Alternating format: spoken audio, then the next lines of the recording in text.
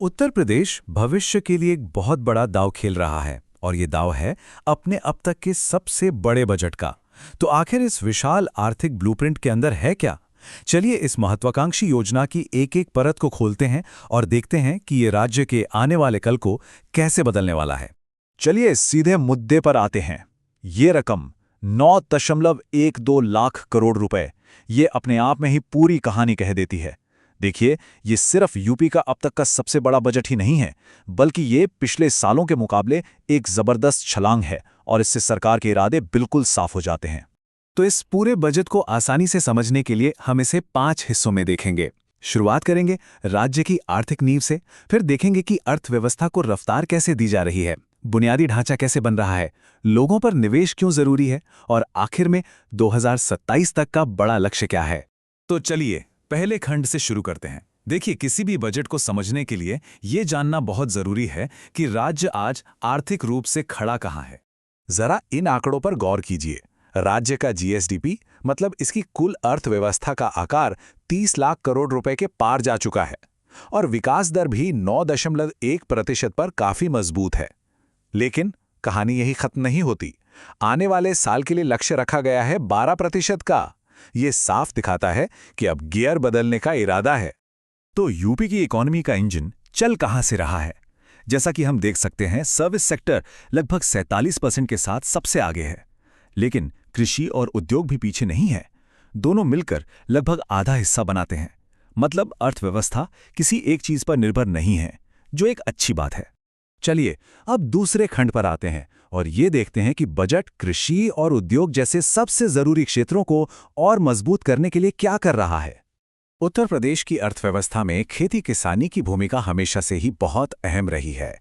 आखिर ये न सिर्फ करोड़ों लोगों का पेट भरती है, बल्कि देश की खाद्य सुरक्षा में भी इसका एक बहुत बड़ा योगदान है और बजट में इस बात पर खास ध्यान दिया गया है। यूपी की कृषि की ताकत सिर्फ बातों में नहीं है।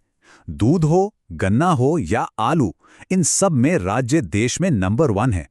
और तो और नई सोच में भी यूपी आगे है। ये भारत का पहला राज्य है जिसने खेती में कार्बन क्रेडिट फाइनेंसिंग को लागू किया है।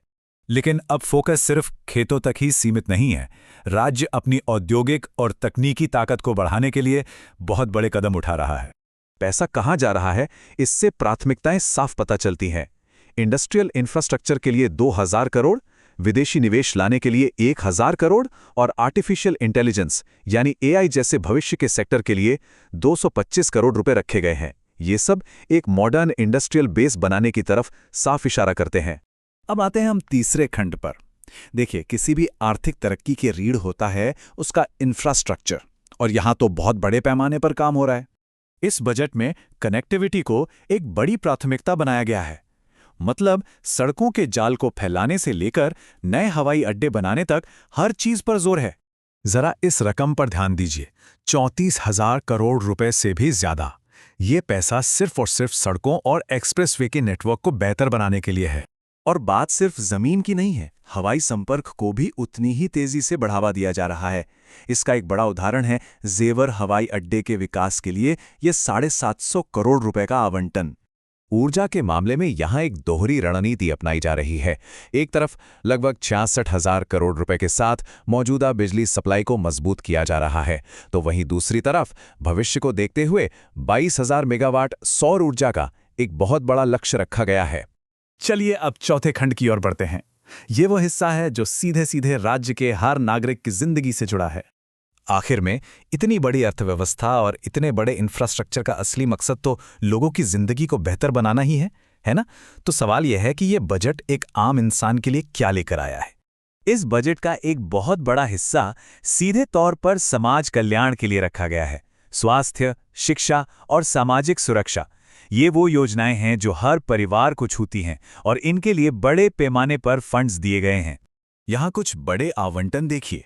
बेसिक शिक्षा के लिए 77,000 करोड़ रुपए से ज्यादा, राष्ट्रीय ग्रामीण स्वास्थ्य मिशन के लिए करीब 8,600 करोड़ रुपए और युवाओं को तकनीक से जोड़ने के लिए टैबलेट और स्मार्टफोन योजना पर 2,300 करोड़ रुपए से भी ज्यादा खर्च किए जा रहे हैं। और अब हम पहुंचते हैं अपने आखिरी खंड पर। ये सारी कवायद, ये सारा निवेश, आखिर ये सब किस बड़ी तस्वीर का हिस्सा है? इन सभी योजनाओं और आवंटनों के पीछे एक ही बड़ा और साफ लक्ष्य है, उत्तर प्रदेश को $1 ट्रिलियन की अर्थव्यवस्था बनाना। जी हां, $1 ट्रिलियन। ये एक बहुत बड़ा सपना है और ये बजट उसी सपने की तरफ बढ़ाया गया एक ठोस कदम है। तो अंत में सवाल यही है, इंफ्रास्ट्रक्चर, इंडस्ट्री और लोगों पर इस रिकॉर्ड तोड़ निवेश के साथ क्या ये आर्थिक खाका सच में भारत के सबसे ज्यादा आबादी वाले राज्य को एक नई आर्थिक ऊंचाई पर ले जा पाएगा? ये एक ऐसा सवाल है जिसका जवाब हमें आने वाले वक्त में ही मिलेगा।